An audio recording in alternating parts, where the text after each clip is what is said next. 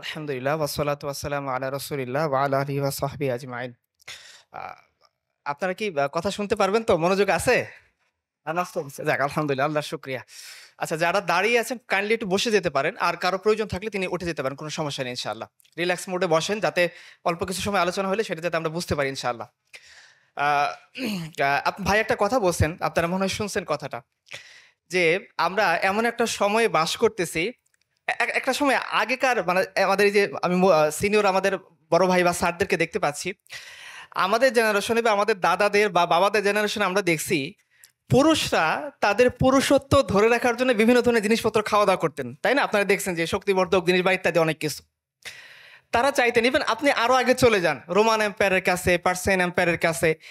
ওই প্রত্যেকটা রাজা বাদশার শত, শত রক্ষিতা ছিল। তাদের ওই কি বলে হেরেমের মধ্যে। তো তারা চেষ্টা করত তাদের পুরুষত্ব যাতে লং টার্ম সময় ধরে থাকে, এজন্য তারা বিভিন্ন ধরনের হেকিম, কবিরাজ দিয়ে বিভিন্ন ধরনের নানা ধরনের দ্রব্যাদি উদ্ভাবন করত এবং খাইতো। আপনারা যারা গ্রামে বড় হয়েছেন তারা একটা জিনিস খেয়াল করে দেখবেন যে গ্রামের বাজারে প্রত্যেকটা বাজারে একটা কমন বৈশিষ্ট্য আছে এবং সেখানে কিছু মানে জটলা পাকায় থাকে। সেটা কি জানেন তো? আর জানেন সবাই। আচ্ছা, সবাই মনে হয় ওইখানে গেলে সবাই কনফিডেন্স হারায় ফেলে যে আমারও কি কোনো প্রবলেম আছে কিনা। আচ্ছা, যাই হোক। তো এইটা একটা জেনারেশনের বৈশিষ্ট্য ছিল যে একজন পুরুষ মানুষ সে তার পুরুষত্ব নিয়ে চিন্তিত ছিল।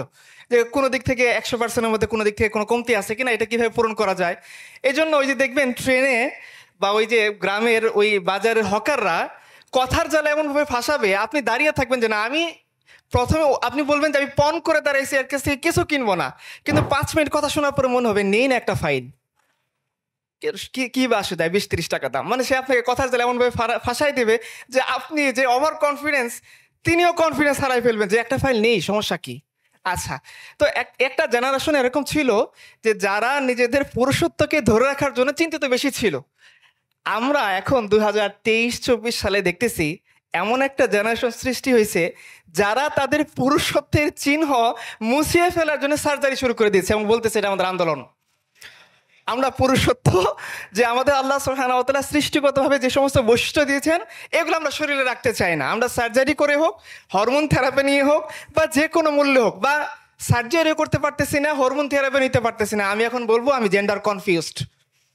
আমি আমি নিজেই জানি না যে আদতে আমি পুরুষ না নারী, যদিও আমার দেহে পুরুষের সমস্ত অঙ্গ প্রত্যঙ্গ পুরুষের হরমোন আছে, বাট আমি নিজেকে পরিচয় দিচ্ছি কি আমি কনফিউজড। সো আমরা এরকম একটা হাস্যকর যুগে বাস করতেছি এবং কষ্টের ব্যাপার হলো যে এই হাস্যকর জিনিসটাকে আমরা এখন বানাই ফেলছি মেইন স্ট্রিম মুভমেন্ট, আন্দোলন। এবং আপনারা যারা পশ্চিম বলে পূজা করেন বা যারা করে তারা দেখবেন যে পশ্চিম এখন এটাকে চাপিয়ে দেওয়ার জন্য বিভিন্নভাবে চেষ্টা করতেছে। পৃথিবীর ইতিহাসের এর চেয়ে হাস্যকর জিনিস আর কি হতে পারে যে একজন পুরুষ তার সব কিছু আছে কিন্তু সে বলতেছে যে না ভাই আমি পুরুষ না, আমি কনফিউজড। বা এর চেয়ে বেশি যে না ভাই আমি নারী, আমার সাথে নারীর মতো বিহেভ করতে হবে। এবং আরও কতটা অধপতন হয়েছে আপনারা দেখেন, এই যে আপনারা রিসেন্ট হয়তো সম্ভবত জাপানের ওই ভিডিওটা দেখছেন, একটা ছেলে সে নিজেকে দাবি করছে সে কুকুর, তো সার্জারি করে সে কুকুর হয়ে গেছে। তাই না?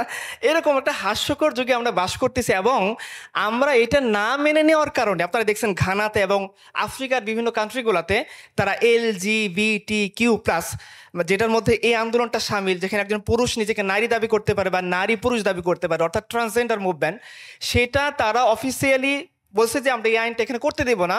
তো তাদেরকে ঋণ দেওয়া বন্ধ করে দিচ্ছে, তাদের উপর অর্থনৈতিক নিষেধাজ্ঞা আরোপ করছে, ইত্যাদি ইত্যাদি ইত্যাদি। তার মানে আপনি চিন্তা করেন যে কতটা হাস্যকর যুগ আমরা, যে একজন পুরুষ সে দাবি করবে নারী, সেটা আমাকে মেনে নিতে হবে। আমি যদি না মেনে নিই তাহলে আমাকে জেলে পুরে ফেলা হবে এবং বলা হবে এটা কি ব্যক্তি স্বাধীনতার পরিপন্থী। এবং আপনারা একটা কথা শুনছেন না যে আমার ধর্মীয় অনুভূতিতে আঘাত, আমার ব্যক্তিগত অনুভূতিতে আঘাত। আচ্ছা, একটা ব্যক্তি যদি ধর্মের বিরুদ্ধে কিছু করে আমরা কি আঘাত পাই না? পাই না কি পাই না? একটা ছেলে যদি সে অন্যায় কাজ করে ব্যভিচার করে আমাদের ধর্মীয় অনুভূতিতে আঘাত লাগে না? তাহলে এই অনুভূতিতে আঘাত লাগার বিচার কে করবে? একটা ছেলে সে ট্রান্সজেন্ডার হতে চায়, তাকে বাধা দিলে তুমি বলবা তুমি তার পার্সোনাল যে ওপিনিয়ন আছে, পার্সোনাল যে অনুভূতি আছে, এটাতে তুমি আঘাত করতেছো, তোমার বিচার হওয়া উচিত। তাহলে ওই ছেলেটা যে নিজেকে পুরুষ হওয়া সত্ত্বেও নারী দাবি করে, পুরুষ হওয়া সত্ত্বেও সে দাবি করে সে নারীদের ওয়াশরুমে যাবে, পুরুষ হওয়া সত্ত্বেও সে দাবি করে সে নারীদের হোস্টেলে থাকবে, সে যখন আমাদের সামাজিক মূল্যবোধকে আঘাত দেয় তখন আমরা বিচার চাইতে পারি না? পারি না।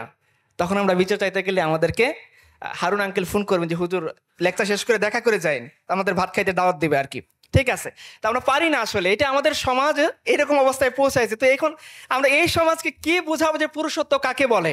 এই সমাজকে যদি বোঝাই যে তুমি বাজ পাখি হও, সে বলবে না আমি কাক হতে চাই, আমি কাকেই সন্তুষ্ট, তাই না? যে আমি কাক হতে চাই। ইকবাল কবিতার মধ্যে বলছেন না, পারওয়াজ হে দোনো কি ইসি এক ফিজা মে, কারগাস কা জাহা অর শাহিন কা জাহা অর। যে দুজন বাস করে একই টেরিটরির মধ্যে, পাখি সেও এভিয়ান স্পিসিস, যেমন ঈগল সেও এভিয়ান স্পিসিসের অন্তর্ভুক্ত, বাজ পাখি সেও এভিয়ান স্পিসিসের অন্তর্ভুক্ত, কাক সেও এভিয়ান স্পিসিসের অন্তর্ভুক্ত। বাট কাকের যে ইন্টেনশন, সে যাইতে যাইতে ডাস্টবিনের দিকে চলে যায়, আর বাজ পাখির যে ইন্টেনশন, সে চলতে চলতে আকাশের উপরে উঠে পড়ে এবং সে চিন্তা করে এটাই আমার পুরুষত্বের পরিচয়ক, যে আমি উঠতে উঠতে একেবারে প্রথম আসমানের যত উপরে চলে যেতে পারি, এটাই আমার শক্তিমত্তার পরিচয়ক। কিন্তু কাক মনে করে যে না, এটার মধ্যে শক্তিমত্তার পরিচয় নাই, শক্তিমত্তার পরিচয় হলো মানুষের কানের কাছে কা কা করা এবং যেতে যেতে যেতে যেতে খাবার অন্বেষণের জন্য ডাস্টবিনের কাছে পৌঁছে যাওয়া। তো কেউ যদি কাক হতে চায়, আমাদের কিছু করার নাই, তবে তাদেরকে অনুরোধ থাকবে আমাদের কানের কাছে তোমরা প্যা প্যা করো না। আচ্ছা, ঠিক আছে। তো আমরা ইতিহাস থেকে, যদি সিরাতের আলোচনা, আমরা শুধু সিরাত থেকে দুই একটা ঘটনা দেখতে চাই যে আসলে আমরা যে সময়টাকে পেছনে ফেলে আসছি অন্ধকার যুগ বলে, সেই অন্ধকার যুগে আসলে পুরুষত্ব কেমন ছিল, পুরুষগুলা কেমন ছিল, এবং তাদের যুগে তাদের অধীনে থাকা সমাজ কেমন ছিল। এবং আপনারা অনুধাবন করতেই পারবেন, যে সমাজে পুরুষরা পুরুষ হিসেবে বেড়ে ওঠে, সে সমাজের নারীরা, সে সমাজের অধীনস্থরা, সে সমাজের রুলস রেগুলেশন কতটা সুন্দর থাকে আপনারা দেখতে পাবেন। আপনারা যদি একটা বলি যে ছোটবেলা থেকে আপনারা অনেকগুলো মানে মূর্তির ছবি দেখে বড় হয়েছেন, রোমান এম্পায়ার, পার্সিয়ান এম্পায়ারের, ওইখানে আপনারা কয়জন মূর্তিকে দেখছেন যারা ট্রান্সজেন্ডার ছিল? আছে কেউ? যে সব কিছু আছে লেখা হচ্ছে না মহিলার নাম ছিলেন না। তার মানে ইতিহাস পুরুষত্বকে পরিচয় করেছে কিভাবে? পুরুষত্বকে পরিচয় করেছে সৌর্য। আমরা বলি পুরুষত্ব, সৌর্য, বীর্য, এটা হলো পুরুষত্বের বৈশিষ্ট্য। তার মধ্যে কি থাকবে? তেজোদ্দীপ্ত উদ্দীপনা থাকবে, দুঃসাহসিকতা থাকবে, ব্রেভারি থাকবে, অসাধ্যকে জয় করার প্রবণতা থাকবে। এগুলোতে আমরা পুরুষত্বের বৈশিষ্ট্য দেখে আসি, তাই না? আজকে আমাদের বলতেছে না ভাই, ওরা পুরুষ না, পুরুষ হচ্ছে আমাদের হো চি মিন ইসলাম। আচ্ছা, তাই না? তো ঠিক আছে, তা আমরা এই হো চি মিনকে বলি যে ভাই, তুমি যদি তোমার কানে আওয়াজ পৌঁছায়, লেকচারটা শোনো যে আসলে পুরুষ কাকে বলে। যে তোমার ড্যাশ অঙ্গটা কেটে ফেলে বা কাটতে না পারলে তুমি হরমোন থেরাপি নিয়ে নিজেকে পুরুষ দাবি করবা, বা এটা তোমার স্বাধীনতা দাবি করো। তুমি একটু দেখো, যাতে তোমার একটু লজ্জা হয় যে তোমাকে আল্লাহ সুবহানাহু ওয়া তাআলা যে সৌর্য, বীর্য, ক্ষমতা দিয়েছিল, সেটাকে কেটে তুমি কতই না ভুল করছো। আচ্ছা, তো দেখেন, আপনারা জানেন যে বদর যুদ্ধের একটা কাহিনী। বদর যুদ্ধের মধ্যে রাসূলুল্লাহ সাল্লাল্লাহু আলাইহি ওয়াসাল্লাম অনেকটা অপ্রস্তুত অবস্থায় সাহাবায়ে কেরামকে সাথে নিয়ে তিনি চলে গেছেন। মূলত টার্গেট ছিল আবু সুফিয়ানের বাণিজ্য কাফেলাটাকে আক্রমণ করে এটাকে প্রতিরোধ করা, কিন্তু যুদ্ধের এলান হয়ে গিয়েছে এবং মক্কা থেকে মুশরিকরা চলে এসেছে প্রায় 1000-এর বাহিনী নিয়ে। তাদের টার্গেট কী ছিল? যে কোনো মূল্যে, আবু জহেলের কথা ছিল যে আমরা যুদ্ধ করা ছাড়া এখান থেকে যাব না। তো রাসূলুল্লাহ সাল্লাল্লাহু আলাইহি ওয়াসাল্লাম এই পরিস্থিতিতে সাহাবায়ে কেরামের সাথে পরামর্শ করতেছেন এবং ম্যাক্সিমাম সাহাবা যারা মুহাজির অর্থাৎ মক্কা থেকে তারা হিজরত করে মদিনায় এসেছেন, তাদের মতামত হলো আমরা যুদ্ধ করব। আবু বকর, উমর, উসমান, মিকদাদ রাদিয়াল্লাহু আনহুম আজমাইন। মিকদাদ রাদিয়াল্লাহু খুব স্পষ্ট বলেই ফেলছেন যে ইয়া রাসূলুল্লাহ, আপনি আমাদেরকে নিয়ে সামনের দিকে আগ বাড়েন। যদি আমরা কখনোই মুসার কওমের মতো এভাবে বলবো না যে আপনি এবং আপনার রব গিয়ে যুদ্ধ করেন আর আমরা এখানে পিছনে বসে আছি, এরকম কথা আমরা বলবো না, বরঞ্চ আমরা বলবো আপনি এবং আপনার রব যুদ্ধ করেন, আমরা সহায়ক হিসেবে আপনার সাথে আছি। তো রাসূলুল্লাহ সাল্লাল্লাহু আলাইহি ওয়াসাল্লাম এই কথা শোনার পর খুব খুশি হয়ে গেলেন এবং ওইখানে আব্দুল্লাহ ইবনে মাসউদ রাদিয়াল্লাহু আনহু তিনিও ছিলেন। তিনি বলতেছেন, হাই, এইরকম একটা কথা যদি আমি বলতে পারতাম। দেখেন পুরুষত্ব কাকে বলে। আব্দুল্লাহ ইবনে মাসউদ তিনি তার পুরুষত্বের গায়রত জেগে উঠছে যে হাই, এরকম একটা সাহসিকতাপূর্ণ কথা যদি আমরা বলতে পারতাম যে ইয়া রাসূলুল্লাহ, আমরা এখানে 313 জন, ওইখানে 1000 জন, আমাদের হাতে তলোয়ার 8টা, আমাদের হাতে উট নাই, ঘোড়া নাই, 3 জন একটা উটের উপর সওয়ার হয়ে এসেছি, আমাদের কেউ কেউ ডাল নিয়ে আসেন, উকাশা ইবনে মিহসান রাদিয়াল্লাহু আনহু। তারপরেও কতটা সাহসিকতাপূর্ণ কথা যে ইয়া রাসূলুল্লাহ, এই 313 জন নিয়ে বা 310 জন নিয়ে আপনি এগিয়ে চলেন। আপনি যদি বলেন যুদ্ধ করতে হবে, আপনি এবং আপনার রব তো যুদ্ধ করবেনই, আমরাও আপনার সহায়ক হিসেবে পাশে থাকবো। মুসার কওমের মতো কাপুরুষতা করে বলবো না যে আপনি এবং আপনার রব গিয়ে যুদ্ধ করেন, আমরা পেছনে পড়ে আসি। তো রাসূলুল্লাহ সাল্লাল্লাহু আলাইহি ওয়াসাল্লাম তিনি বললেন যে না, তোমরা তো মুহাজির সাহাবী, তোমাদের সংখ্যায় তোমরা কম, আনসারীদের সংখ্যা বেশি। তো তিনি মূলত আবার বলতেছিলেন, সাহাবীরা তোমরা পরামর্শ দাও। তো আনসারীদের সাহাবী সাদ ইবনে মুআজ রাদিয়াল্লাহু আনহু, ইনি এমন সাহাবী যার মৃত্যুর পর আল্লাহর আরশ কেঁপে উঠছিল। তো তিনি বলতেছেন, ইয়া রাসূলুল্লাহ, আপনি কি আমাদের মতামত জানতে চান? বলছে, হ্যাঁ, তোমরা আমাকে মতামত দাও। সাদ ইবনে মুআজ রাদিয়াল্লাহু আনহু, হোচিমিন ইসলামরা, শুনে রাখো পুরুষত্বের বৈশিষ্ট্য কাকে বলে, পুরুষ কাকে বলে, পুরুষের হিস্টোরিক্যাল স্পিচ কেমন হতে পারে, নিয়ে নাও সিরাতের কিতাব থেকে উদাহরণ। তিনি বলতেছেন, ইয়া রাসূলুল্লাহ, আপনি আমাদেরকে নিয়ে এগিয়ে চলেন। যদি বলেন যে সামনে বিশাল সমুদ্র আসবে, দরিয়া আসবে, ঝাঁপ দিতে হবে, আল্লাহর কসম করে বলতেছি ইয়া রাসূলুল্লাহ, আপনার নির্দেশ পাওয়ার সাথে সাথে আমরা সেই সমুদ্রের মধ্যে ঝাঁপায়ে পড়ব।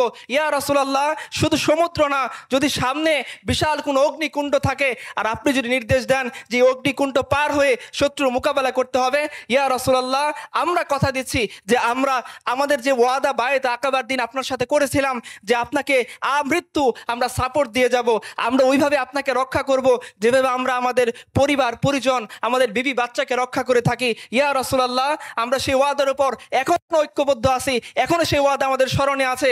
আপনি যদি বলেন অগ্নিকুণ্ড, সেই অগ্নিকুণ্ডের মধ্যে ঝাঁপ দিয়ে ফেলবো। এবং ইয়া রাসূলুল্লাহ, আপনি জানেন আমরা যোদ্ধা জাতি, আমরা পুরুষ জাতি, আমরা যুদ্ধ করে এই পর্যন্ত আসছি। এমন কোনো সময় হয় নাই যে জাহিলিয়াতের যুগের মধ্যে যুদ্ধ করা ছাড়া কেউ আমাদের এখান থেকে মদিনার কয়েকটা খেজুর নিয়ে যেতে পারছে। হয় আমরা তাদেরকে খেজুর দিয়ে মেহমানদারি করছি, নয়তো খেজুর আমাদের সাথে যুদ্ধ করে তাদের নিতে হয়েছে। ইয়া রাসূলুল্লাহ, সে যুদ্ধবাজ প্রবণতা এখন আমাদের মধ্যে আছে। কালকে বদরের ময়দান কায়েম হওয়ার পরে আপনাকে সামনে রেখে আমরা এমনভাবে লড়াই করব, ইনশাআল্লাহ আমাদের লড়াই দেখে আপনার চোখ জোড়াবে। ইতিহাস দেখে নেন পুরুষত্বের কথাগুলা কেমন হতে পারে, পুরুষত্বের বৈশিষ্ট্য কেমন হতে পারে। পুরুষ এমন না যে যুদ্ধ থেকে পিছন থেকে পিছ ফেরে চলে যাবে। পুরুষ এমন না যে নিজের কাছ থেকে পুরুষত্বের পোশাক খুলে ফেলে মেয়েদের জামা পরার জন্য প্যান্ট প্যারানি আন্দোলন শুরু করবে। পুরুষ এরকম না যে আল্লাহ সুবহানাহু ওয়া তাআলা তার মধ্যে যে শৌর্য বীর্য যে দুঃসাহসিকতা দিয়েছেন সেটাকে সে ছুঁড়ে ফেলে সে মেয়েদের মতো আঁচলে মুখ লুকিয়ে কাঁদবে। পুরুষত্ব এরকম না। চলেন আর একটু সামনে যাই। বদরের ময়দানে যুদ্ধ হচ্ছেন। আপনারা জানেন সাহাবীদের মধ্যে অনেক বড় একজন ধনী সাহাবী ছিলেন আব্দুর রহমান ইবনে আউফ রাদিয়াল্লাহু আনহুম। উনি যুদ্ধ করতেছেন উঁচু ঘোড়ায় চড়া, তার পাশে দুইটা বাচ্চা আসছেন, তার দুজনের নাম হচ্ছে মাজ এবং মুআজ। দুইজনকে বাচ্চাকে দেখে তিনি বলতেছিলেন, হাই, যুদ্ধের এই কঠিন মুহূর্ত, সামনে দুঃসাহসিক বাহিনী, আমাদের রসুল তার আক্রমণ করতেছে, আমরা লড়াই করতেছি। এই মুহূর্তে আমার সাথে যদি দুইজন বাচ্চা না হয়ে দুইজন ম্যাচিউর কেউ হইতো, যুদ্ধবাজ কেউ হইতো, তাহলে আমি খুব সহজেই এই দুইজনকে সাথে নিয়ে আবু জেহেলের উপর আক্রমণ চালাইতাম। দেখেন এই পিচ্চি বাচ্চা 15-16 বছরের বয়স, মাজ এবং মুআজ, পুরুষত্বের বৈশিষ্ট্য এই পিচ্চি বাচ্চাদের কাছ থেকে ইতিহাস শিখে নেক। তারা বলতেছেন, হে চাচা যান, হে আঙ্কেল, আবু জেহেল কোথায়? তো আব্দুর রহমান ইবনে আউফ খুব ভয় পেয়ে গেছেন, চমকপ্রদ হয়ে গেছেন। বলছে, বাবারা তোমরা আবু জেহেলকে দিয়ে কি করবা? বলছে, হে আমাদের চাচা, আমরা শুনেছি যে আল্লাহ রাসূল সাল্লাল্লাহু আলাইহি সাল্লামকে কষ্ট দেওয়ার ক্ষেত্রে আবু জেহেল ছিল সবচেয়ে বেশি অগ্রগামী।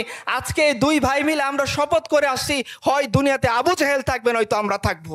যখন এই কথা সে শুনছে তখন সে বলতেছে, বাবা ওই যে দেখো আবু জেহেল, সে উঁচু ঘোড়ার উপরে চড়া, তাকে কেন্দ্র করে অনেকগুলো বড় বডিগার্ডরা আছে, তাকে নিরাপত্তা দিচ্ছে।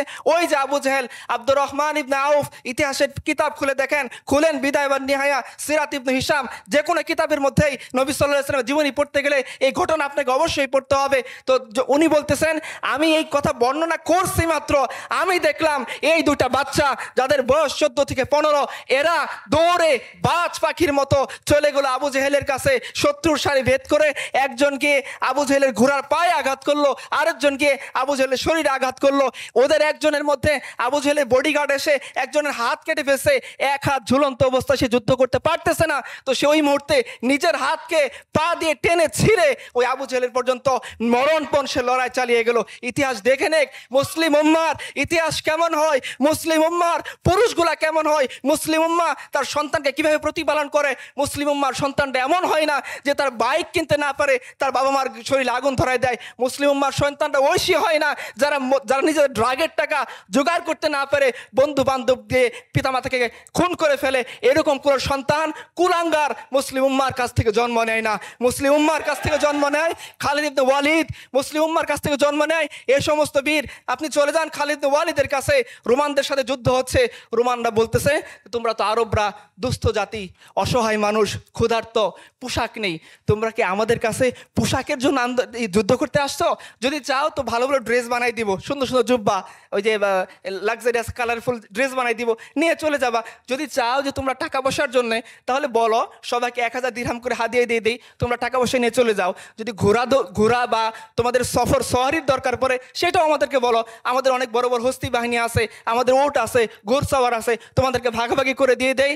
তখন এই ইতিহাসের শ্রেষ্ঠ সন্তান খালিদ ইবনে ওয়ালিদ রাদিয়াল্লাহু আনহু তিনি বলতেছিলেন, আরে বেটা, আমরা না তোমার কাছে টাকার জন্য আসছি, না অর্থের জন্য আসছি, না পোশাকের জন্য আসছি। যদি পোশাকের জন্য আসতাম তো তুমি কি আমাদের নবীদের সিরাত পড়নি? জাইশুল খাবাতের যুদ্ধে আমাদের নবীজি যখন আমাদেরকে বলেছেন শত্রু মোকাবেলার জন্য বেরিয়ে পড়তে হবে, আমাদের খালি পা ছিল, পায়ের মধ্যে জুতা ছিল না।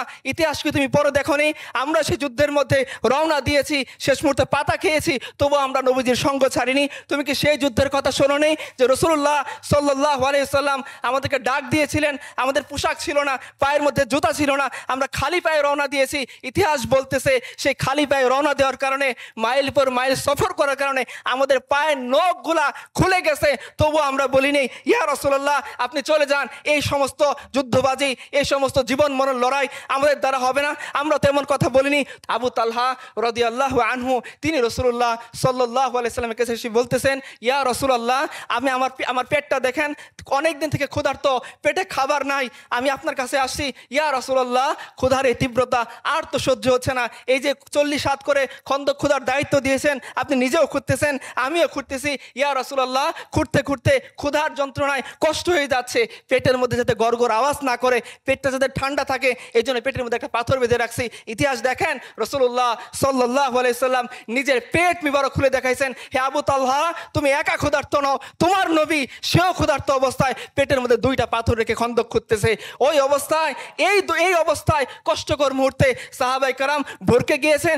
না, এরকম পুরুষের জন্ম মুসলিম উম্মাহ কখনো দেয় না, যে পুরুষরা সামনে শত্রু দেখলে ভরকে যায়, যে পুরুষরা আমেরিকাকে দেখলে ভরকে যায়, যে পুরুষরা ইহুদিদেরকে দেখলে ভরকে যায়, এমন সন্তানের জন্ম মুসলিম উম্মাহ দেয় না। মুসলিম উম্মাহ জন্ম দেয় ইয়াহিয়া সিনারের মতো বীরদেরকে, যারা মৃত্যুর শেষ মুহূর্তে লাঠি দিয়ে হলেও প্রতিরোধ চালিয়ে যায়, এরকম বীর সন্তানদের জন্ম মুসলিম উম্মাহ দিয়ে যায়। মুসলিম উম্মাহ জন্ম দেয় পাহাড়ি মুল্লাদেরকে, যারা পরাশক্তিকে নাকানি চুবানি খেতে বাধ্য করে এবং বলে যে তোমাদের ড্রোন হোক, তোমাদের পরাশক্তির যত অস্ত্র হোক, মনে রেখো সে সমস্ত অস্ত্র, সেই সমস্ত ড্রোন, সে সমস্ত মিসাইল সবগুলো রহমান আরশের নিচে চলে, আমরা তোমাদেরকে পরোয়া করি না।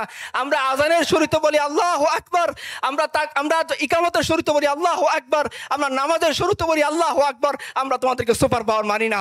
মুসলিম উম্মাহ এরকম সন্তানের জন্ম দেয়। আপনি চলে যান আবু তালহার সেই ঘটনার কাছে, ওই অবস্থায় শীত, খাদ্য নেই, ক্ষুধার্ত অবস্থা, শরীরে ভালো পোশাক নেই, কারো কারো পেটের মধ্যে পাথর বাঁধা, ওই অবস্থায় তারা কবিতা পড়তেছেন। যে কি কবিতা পড়তেছেন? নাহতুল্লাযী বায়াউ মুহাম্মাদা আলাল জিহাদি মা বাকিনা আবাদা, যে পৃথিবী শুনে রাখো মুহাম্মদ সাল্লাল্লাহু আলাইহি ওয়াসাল্লাম এমন একদল পুরুষকে তৈরি করেছেন ক্ষুধার্ত অবস্থায়, রুগ্ন অবস্থায়, জীর্ণ শীর্ণ অবস্থায়, শুকনো খটমটে রুটি খাদ্যরত অবস্থায়। এই মুসলিম উম্মাহ ওয়াদা করতেছেন যে আমরা রাসূলুল্লাহ সাল্লাল্লাহু আলাইহি ওয়াসাল্লামের কাছে যেভাবে কমিটেড হয়েছি, বায়াতবদ্ধ হয়েছি, আজীবন আমৃত্যু আমরা সেই বায়াতকে রক্ষা করে চলবো। আরে ভাই, স্টেজের মধ্যে দাঁড়িয়ে রং জমকালো লাইটের মধ্যে দাঁড়িয়ে সুন্দর পাগড়ি বেঁধে নাশিদ গাওয়া এক জিনিস, সামনে শত্রুকে নিয়ে ক্ষুধার্ত অবস্থায়, পেটের মধ্যে পাথর বাঁধা অবস্থায় নাশিদ গাওয়া আর অনেক জিনিস সাহাবায়ে কেরাম সেইটা বাস্তবায়ন করে দেখিয়েছিলেন। একজন কবি বলেছেন, এই দিন কি কাম বহুত ই আলা খতর কি হে মগর वो तो कर चुके थी जो करनी है बशर की है, যে এই দিনের কাজ খুবই কঠিন জিনিস, পুরুষত্বের কাজ, কিন্তু মনে রেখো সাহাবায়ে কেরাম সেই পুরুষত্ব বাস্তবায়ন করে দেখিয়েছিলেন যেটা তাদের করার দরকার ছিল। আপনি চলে যান যায়েদ ইবনে দাসিনার কাছে রাদিয়াল্লাহু আনহু, শত্রুরা তাকে বন্দী করে নিয়ে গিয়েছেন, তাকে প্রস্তাব দিচ্ছেন, হে যায়েদ ইবনে দাসিনা, তোমার এই অবস্থানে যদি আমরা রাসূলুল্লাহ সাল্লাল্লাহু আলাইহি সাল্লামকে এনে হত্যা করি, তুমি কি সেটা সহ্য করবা? যায়েদ ইবনে দাসিনা পুরুষ, দেখেন সে পুরুষ কি বলে। আমরা হলে কি করতাম? যে বলতাম, ভাই তাড়াতাড়ি ছেড়ে দাও, তুমি তো বলছো যে রাসূলুল্লাহ সাল্লাল্লাহু আলাইহি সাল্লাম আমার এখানে অবস্থানে আসলে আমাকে ছেড়ে দিবা, আমার তো বিবি আছে, বাচ্চা আছে, ক্যারিয়ার আছে, সকালবেলা ডিউটি আছে, যাইতে হবে, তাড়াতাড়ি ছেড়ে দাও। ইতিহাস থেকে দেখেন আমাদের মুসলিম উম্মার পুরুষ যায়েদ ইবনে দাসিনা রাদিয়াল্লাহু আনহু তিনি কি বলতেছেন? তিনি বলতেছেন, আরে আমার জায়গায় এনে তুমি মুহাম্মদকে হত্যা করবা, এটা তো বহুত দূরের কথা। মুহাম্মদ সাল্লাল্লাহু আলাইহি সাল্লামের দেহে একটা কাঁটা বিদ্ধ হবে আর আমি যায়েদ ইবনে দাসিনা জীবিত থাকবে, এটাই তো হইতে পারে না। তাকে শুলিতে চড়াই দেওয়া হইলো। দেখেন আপনারা ব্রেভারি খুঁজেন, সাহসিকতা খুঁজেন, আপনারা খুঁজেন একটা হিরোইক ডেথ, একটা সুন্দর মৃত্যু। দেখেন সে সুন্দর মৃত্যুটা কিভাবে হয়। তাকে যখন শুলিতে চড়িয়ে দেওয়া হলো, ওই অবস্থায় তিনি কি করতেছেন? বাবা মা গো বলে ভয় পেয়ে যাচ্ছেন, আমি এটা করব না বলে দিনের দাওয়াত ছেড়ে দিচ্ছেন, তার সাহসিকতাকে ছেড়ে দিচ্ছেন, হোচিমিনদের মতো নিজের পুরুষত্বকে বিসর্জন দিয়ে দিচ্ছেন। না না না, ইতিহাসের কথা বলে না। যায়েদ ইবনে দাসিনা ওইখানে দাঁড়িয়েও তিনি কি করতেছেন, তিনি সেই কথাটাই বলতেছেন যে আমরা রাসূলুল্লাহ সাল্লাল্লাহু আলাইহি ওয়াসাল্লামের কাছে যে বায়াত দিয়েছিলাম সে আমৃত্যু আমরা কি করব। ولست أبالي حين أقتل مسلما على أي جنب كان لله مصرعي وذلك في ذات الإله يشاء ويبارك على أوصال شلق ممزعي। দেখেন কতটা ব্রেভ, সাহসিকতা থাকলে পরে একটা মানুষ মারা যাচ্ছে, তাকে শরীরের উপর চলে দেওয়া হচ্ছে, আর তিনি হাস্যোজ্জ্বল মুখে কবিতা পড়তেছেন যে ও শত্রুরা শুনে রাখো, তুমি আমাকে এমন অবস্থায় মৃত্যু দিতে পারো নাই যে আমি রাসূলুল্লাহ সাল্লাল্লাহু আলাইহি ওয়াসাল্লামের কাছে যে বায়াত দিয়েছিলাম, ইমানের যে মৌলিক দাবি স্বীকার করেছিলাম সেটাকে আমি অস্বীকার করেছি। পৃথিবী দেখে নাও যে ওয়াদা আমি রাসূলুল্লাহ সাল্লাল্লাহু আলাইহি ওয়াসাল্লামকে কালিমা পড়ার সময় দিয়েছি, যে ওয়াদা আমি সার্বভৌম আল্লাহকে কালিমা পড়ার সময় দিয়েছি, আমি তো সেই ওয়াদার বাস্তবায়ন করতে করতে দুনিয়া থেকে চলে যাচ্ছি। আমার কিসের ভয়? যে কবি খুব সুন্দর করে বলেছেন মুসলিমার ইতিহাস বর্ণনা করতে গিয়ে যে না মুँह छुपा के जिए ना सर झुका के जिए, सितमगारों की नजर से नजर मिला के जिए, अब एक रात अगर कम जिए तो इसमें हैरत क्यों, यही तो बहुत है कि हम शम्मा जला के जिए। আমরা মুখ লুকিয়েও বাঁচি নাই, আমরা মাথা নত করে বাঁচি নাই, মুখ উঁচু করে দুশ্মনের চোখে চোখ রেখে বাঁচার চেষ্টা করেছি। হয়তো হইতে পারে আমি একদিন কম বাঁচবো, তাতে কি বা আসা যায়, আমি মৃত্যুর শেষ দিন পর্যন্ত সত্যকে নিয়ে বেঁচেছি, এটাই পুরুষত্বের পরিচয়। আপনি চলে যান হারিস ইবনে মিলহান রাদিয়াল্লাহু আনহুর কাছে, তাকে দুশ্মনেরা বর্ষা নিক্ষেপ করে পেটকে এফুর ওফুর করে দিয়েছে। আমরা হলে কি করতাম? মৃত্যুর যন্ত্রণায় চিৎকার করতে থাকতাম, ভয় পেয়ে যেতাম, মনে হতো প্রিয় বিবির কথা, ছোট ছোট সন্তানগুলোর কথা, নিজের সংসারের কথা, ক্যারিয়ারের কথা, কালকের পর দিন পরশু দিনের বিশেষ পরীক্ষার কথা। না না, হারিস ইবনে মিলহান রাদিয়াল্লাহু আনহু এগুলো কিছুই স্মরণ করেনি। তিনি একজন পুরুষের মতো শত্রুর চোখে চোখ রেখে বলতেছিলেন ফুজ্জু রব্বিল কাবা, কাবার রবের শপথ আমি সফল হয়ে গিয়েছি। আমি যে মৃত্যু চাই সেই মৃত্যু তুমি আমাকে সহজ করে দিয়েছো। আমি এমন মৃত্যু চাই না যে মৃত্যু কোনো মানুষের গোলামি করতে করতে শেষ হয়ে যায়। আমি এমন মৃত্যু চাই না যে মৃত্যু কোনো হসপিটালের আইসিইউতে নাকে নল, চোখে নল, পিছন দিকে রাস্তায় নল, খাবারের রাস্তায় নল, হাতে পায়ে চতুর্দিকে অসংখ্য তার লাগানো, এরকম কোনো ডেথ মৃত্যু আমি চাই না। আমি যে মৃত্যুকে কামনা করতাম সেই মৃত্যু আল্লাহ সুবহানাহু ওয়া তাআলা তোমার মাধ্যমে আমাকে দিয়েছেন। এবং শুনে রাখো দুশ্মনেরা, এই মৃত্যুর মাধ্যমে আমি নাকাব হইনি, আমি আমি আমি সফলতার রাস্তা থেকে দূরে সরে যাইনি, বরঞ্চ তুমি সেই সফলতার রাস্তাকে আমার জন্য সহজ করে দিয়েছো। আপনি দেখেন সেই মৃত্যু, সেটাই সেই হিস্টোরিক্যাল পথ আমাদের জন্য বাতলে যাওয়া, আমাদের পূর্ববর্তী সেই পথ, যে পথকে আমরা ভুলে গিয়েছি। এই জন্য একবার খুব সুন্দর করে বলেছিলেন এ গাজী এ তেরা পুরস্রার বন্দে जिन्हें तूने बख्शा है ज़ौक़े खुदाई, दोने में इनके ठोकर से सहरा व दरिया, सिमट कर पहाड़ इनके हाइबत से राई, दो आलम से करती है बेगाना दिल को, अजब चीज़ है लज्जत आशनाई, शहादत है मतलूब व मकसूद मोमिन, न माले गनीमत न किशवार कुशाई। পৃথিবীকে তারা সাহাবে কেরাম দেখিয়ে দিয়েছেন না মালের জন্যে, না দৌলতের জন্যে, না সম্পদের জন্য আমরা লড়াই করেছি। না না, মাল দৌলত তো আমাদের এসেছে কিসরা এবং কায়সারের সম্পদ, ওমর রাদিয়াল্লাহু তাআলার জামানায় মদিনাতে এসে মুসলমানরা সে সম্পদ, কিসরার ব্রেসলেট, কায়সারের সম্পদ তারা পা দিয়ে মারিয়েছেন, এটাকে তারা আপন করে নিতে চাননি। যদি চাইতেন তো অনেক আগেই তারা পারতেন, কিন্তু এই ধরনের কোনো টেন্ডেন্সি তাদের মধ্যে ছিল না। গনিমত আল্লাহ যুদ্ধ করলেই দিয়ে দিবেন, গনিমত তাদের চাওয়ার মূল জিনিস ছিল না। জিনিস কি ছিল? একটাই জিনিস ছিল, সাহসিকতাপূর্ণ মৃত্যু, যে মৃত্যু এমন অবস্থায় তিনি মারা যাবেন যে আল্লাহ সুবহানাহু ওয়া তাআলা তার এই বান্দার এই কষ্ট দেখে, বান্দার কুরবানি দেখে তিনি রহমতের দৃষ্টি নিয়ে বান্দার দিকে তাকিয়েছেন, আর বান্দা আল্লাহর রহমতের দিকে তাকিয়ে, আল্লাহর রহমতের চেহারার দিকে তাকিয়ে সে হাসতে হাসতে তার জীবনকে দিয়ে চলে যাচ্ছে। এই রকম সাহসিকতাপূর্ণ জীবন সাহাবায়ে কেরাম, এইরকম সাহসিকতাপূর্ণ জীবন আমাদেরকে রাসূলুল্লাহ সাল্লাল্লাহু আলাইহি ওয়াসাল্লাম এবং তার সাহাবীরা দিয়ে গিয়েছেন। শেষ করে দিই কাছাকাছি, আপনারা জানেন হুনাইনের যুদ্ধের ঘটনা। যখন হুনাইনের যুদ্ধে 12,000-এর মোকাবেলায় সাহাবায়ে কেরামের সংখ্যা ছিল কম, তারা প্রথমের দিকে ভেবেছিলেন হয়তো আমরা শত্রুর মোকাবেলায় মার্চ করলে জয়ী হয়ে যাব, কিন্তু সেটা আর হয়নি। প্রাথমিকভাবে আল্লাহ সুবহানাহু ওয়া তাআলা তাদের এই সংখ্যার ভুল ধারণা ভাঙানোর জন্য প্রাথমিকভাবে বিশৃঙ্খলা সৃষ্টি হয়ে গিয়েছে।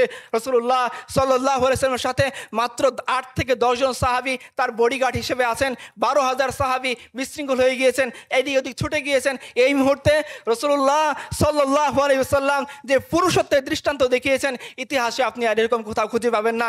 তিনি তার গাধা দুলদুল, যেটা স্পিড ছিল কম, তিনি দুশমনের দিকে হাঁকিয়ে যাচ্ছিলেন আর বলতেছিলেন, আনা নবিউল্লাহ কাযিব, আনা আব্দুল মুত্তালিব, শুনে রাখো দুশমনেরা, তোমরা আমাকে আক্রমণ করার জন্য আসতেছো, আমি সত্য নবী, মিথ্যা নবী নই, আমি ময়দান থেকে পালিয়ে যাব এরকম কোনো নবী নই, মনে রাখো আমি আব্দুল মুত্তালিবের বেটা।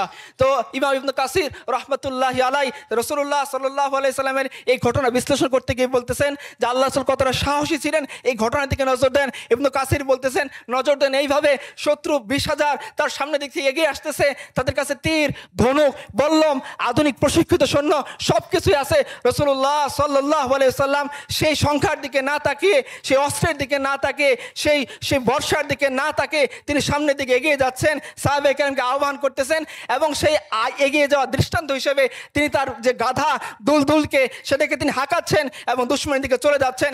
এবং ওই সংকটপূর্ণ মুহূর্তে রাসূলুল্লাহ সাল্লাল্লাহু আলাইহি সাল্লাম জীবনে ছন্দবদ্ধ কথা খুব কমই ব্যবহার করছেন, কিন্তু ওই সংকটপূর্ণ মুহূর্তে রাসূলুল্লাহ সাল্লাল্লাহু আলাইহি সাল্লাম তার রবের ক্ষমতার দিকে তাকিয়ে এতটা দুঃসাহসী ছিলেন যে ওই মুহূর্তে তিনি মুখ দিয়ে কবিতা পড়তেছিলেন। কি পড়তেছিলেন? আনা নবিউল্লাহ কাযিব, আনা আব্দুল মুত্তালিব, যে শুনে রাখো আমি কোনো ভণ্ড নবী নই, আমি সত্য নবী, আমার রব আমাকে ওয়াদা করেছেন যতক্ষণ পর্যন্ত এই দিন জমিনের বুকে গালেব না হবে, জাজিরাতুল আরবে আমি আমার শত্রুর উপর জয়ী না হব, ততক্ষণ পর্যন্ত আমি মারা যাব না, ততক্ষণ পর্যন্ত আমার রব আমাকে নিহত করবেন না, দুনিয়া থেকে নিয়ে যাবেন না। কাজে তোমরা যতই আক্রমণ করো, যতভাবেই এগিয়ে আসো, আমি এই সমস্ত কিছুকে ভয় পাই না। এবং সাহাবায়ে কেরামকে নির্দেশ দিচ্ছেন, ও আমার সাহাবীরা, তোমরা আমাকে কেন্দ্র করে লড়াই করো, যুদ্ধ করো, ইনশাআল্লাহ আল্লাহ তোমাদেরকে বিজয়ী দিবেন। সাহাবায়ে কেরামের সেই হিস্ট্রি আপনারা জানেন যে তারপরে সাহাবায়ে কেরামের বিজয়ী আসেন। শেষ করে দিচ্ছি আরেকটা ঘটনা বলে, আব্দুল্লাহ ইবনে ওমর রাদিয়াল্লাহু আনহু মুতার যুদ্ধে শরীক ছিলেন। মুতার যুদ্ধে 3 জন সেনাপতি প্রথম রাসূলুল্লাহ সাল্লাল্লাহু আলাইহি ওয়াসাল্লাম নিযুক্ত করেছেন। তার মধ্যে ছিলেন জাফর ইবনে আবু তালিব, রাসূলুল্লাহ সাল্লাল্লাহু আলাইহি ওয়াসাল্লামের চাচাতো ভাই, কলিজার টুকরা। আপনারা জানেন জাফর ইবনে আবু তালিব যখন তিনি হাবশা থেকে ফিরে আসলেন মদিনায়, তো রাসূলুল্লাহ সাল্লাল্লাহু আলাইহি ওয়াসাল্লাম বলতেছিলেন যে এই জাফরের ফিরে আসা না যুদ্ধ জয়, আমি জানি না আমি কোনটার কারণে বেশি খুশি। এত বেশি তিনি রাসূলুল্লাহ সাল্লাল্লাহু আলাইহি ওয়াসাল্লাম তাকে ভালোবাসতেন, কাছের মানুষ ছিলেন, চাচাতো ভাই ছিলেন, ছোটবেলা থেকে রাসূলুল্লাহ সাল্লাল্লাহু আলাইহি ওয়াসাল্লামের পাশে বড় হয়েছিলেন। তাকে তিনি মুতার যুদ্ধের 2 নম্বর সেনাপতি বানিয়ে পাঠিয়েছেন। প্রথম একজন ছিলেন কি যায়েদ ইবনে দাসিনা, যায়েদ রাদিয়াল্লাহু আনহু, তো ওনাকে পাঠানো হয়েছে। এবং দ্বিতীয় নম্বরে ছিলেন কে? জাফর ইবনে আবি তালিব। তৃতীয় নম্বরে ছিলেন আব্দুল্লাহ ইবনে রাওয়াহা। পৃথিবী দেখে নেক যে পৃথিবী যে পুরুষত্বের পরিচয় চায়, সে পুরুষত্বের পরিচয় এখানে কিভাবে পাওয়া যায়। যে রাসূলুল্লাহ সাল্লাল্লাহু আলাইহি ওয়াসাল্লাম এই সাহাবী যুদ্ধের মধ্যে এমনভাবে সাহসিকতার সাথে লড়াই করেছেন, আব্দুল্লাহ ইবনে ওমর সে যুদ্ধের মধ্যে শরীক ছিলেন। তিনি বলতেছেন যে আমি যখন জাফর ইবনে আবি তালিব রাদিয়াল্লাহু আনহু শহীদ হয়ে গেলেন, আমি তার কাছে গেলাম, গিয়ে তার আঘাত গণনা করলাম, আমি দেখলাম তার শরীরে 90টিরও বেশি আঘাত। আব্দুল্লাহ ইবনে ওমর বলতেছেন, আল্লাহর কসম একটা আঘাতও তার পিছন দিক থেকে ছিল না, সবগুলো আঘাত ছিল সামনের দিক থেকে। তিনি সমস্ত শত্রুর যে আক্রমণ ছিল পুরুষের মতো করে বুক পেতে তিনি সেটা গ্রহণ করতেছিলেন এবং দুশমনের দিকে এগিয়ে যাচ্ছিলেন। এভাবেই তিনি আল্লাহর দরবারে তিনি শাহাদাতের নজরানা পেশ করেছেন। এটাই হলো পুরুষত্বের পরিচয়। পুরুষত্ব এটা না যে হরমোন নিয়ে যে সার্জারি করে নিজের কাছ থেকে পুরুষত্বের সমস্ত সিমটমগুলো মুছে ফেলতে চায়। পুরুষত্ব এরকম না। ওই ছেলেকে পুরুষ বলে না যে ছেলে একটা মেয়ের মেসেঞ্জারে রিপ্লাই না পাওয়ার জন্যে বালিশের মধ্যে ডুকরে ডুকরে কাঁদে, তাকে পুরুষ বলে না। ওই ছেলেকে পুরুষ বলে না যে ছেলে বিশেষ না হইলে পরে গলায় দড়ি দেওয়ার জন্য চিন্তা করে, ওই ছেলেকে পুরুষ বলে না। ওই ছেলেকে পুরুষ বলে না যে জওয়ানির মধ্যে জওয়ানি মিটানোর জন্য রাস্তা রাস্তায় দাঁড়িয়ে মেয়েদের সাথে ইফটিজিং করে, ওকে পুরুষ বলে না। আর বেটা তুমি যদি পুরুষ হও 4টা বিয়ে করো, মজমাস্তি করো বউয়ের সাথে, কবিতা লেখো বউয়ের সাথে, পারলে দায়িত্ব নাও, নিয়ে দেখাও তোমার পুরুষত্বের পরিচয় কতখানি। পারলে দিনের দায়িত্ব নাও, নিয়ে দেখাও তোমার পুরুষত্বের পরিচয় কতখানি। পারলে উম্মার দায়িত্ব নাও, খালিদ ইবনে ওয়ালিদ হও, আমরা তোমার ইমামতি মেনে নিব, দেখি তোমার পুরুষত্বের দায়িত্ব কতখানি। আর যদি না হয় তাহলে তোমার এই পুরুষত্বের প্যান পানি বন্ধ করো। ইতিহাস তোমাকে মনে রাখবে না, ইতিহাস মনে রাখবে খালিদ ইবনে ওয়ালিদকে, ইতিহাস মনে রাখবে জাফর ইবনে আবু তালিবকে, ইতিহাস মনে রাখবে আবু বকর উমরকে, যে উমর পারস্যের সামনে দাঁড়িয়ে চোখে চোখ রেখে কথা বলেছিলেন। ইতিহাস মনে রাখবে রিবি ইবনে আমরকে, যিনি রুস্তমের সামনে দাঁড়িয়ে বলেছিলেন যে রাসূলুল্লাহ সাল্লাল্লাহু আলাইহি সাল্লাম 3টা অপশন আমাদের সামনে দিয়েছেন, হয় ইসলাম কবুল করো, শান্তিতে থাকবা, রুস্তম বলতে পারবো না, তাহলে অপশন 2 তুমি আমাদেরকে জিজিয়া দিবা, আমাদের অধীন হয়ে যাবা। রুস্তম বলতে পারবো না, তো অপশন নাম্বার 3 তলোয়ার সমাধান করবে তোমার আমার মধ্যে, হয় তুমি জীবিত থাকবা না আমি জীবিত থাকবো। যদি এরকম হয় দেখি কে জো বাইডেনের সামনে দাঁড়িয়ে এরকম সাহসিকতাপূর্ণ উক্তি করতে পারেন, তবেই আপনারা বললেন যে আপনাদের উম্মারা পুরুষ। আমরা আমাদের উম্মার কথা বলতেছি, যারা জো জো বাইডেনের চেয়েও ক্ষমতাশীল দাপটশালী সভ্যতার সামনে দাঁড়িয়ে বলেছিলেন তলোয়ার তোমার এবং আমার মধ্যে সমাধান করবে। যদি এরকম না হয় তাহলে তোমরা অন্য কোনো পুরুষের উদাহরণ আমাদের কাছে এনো না। আমাদের কাছে হসিমিন পুরুষ না, অমুক তমুক পুরুষ না, আমাদের কাছে পুরুষ হচ্ছেন রাসূলুল্লাহ সাল্লাল্লাহু আলাইহি ওয়াসাল্লাম, আমাদের কাছে পুরুষ হচ্ছেন তার চাচাতো ভাই জাফর ইবনে আবি তালিব, আমাদের কাছে পুরুষ হচ্ছেন আব্দুল্লাহ ইবনে ওমর, আমাদের কাছে পুরুষ হচ্ছেন যায়েদ ইবনে দাসিনা রাদিয়াল্লাহু আনহু, যারা মৃত্যুর মুখে হাসতে হাসতে নিজের জীবনকে দিয়ে যেতে পারেন শুধুমাত্র এক আল্লাহর জন্য, উম্মতের জন্য, দ্বীনের জন্য, এবং যারা নারীদের দায়িত্ব নিতে পারেন, যারা সমাজের দায়িত্ব নিতে পারেন, যারা অর্ধ পৃথিবীর বাদশা হয়ে ভিখারির মতো ফকিরের মতো জীবনযাপন করতে পারেন, আমরা এদেরকে পুরুষ মনে করি। আমরা তোমাদের আনা উদাহরণকে কখনোই পুরুষ মনে করি না। ওয়া আখিরু দাওয়ানা আলহামদুলিল্লাহি রাব্বিল আলামিন।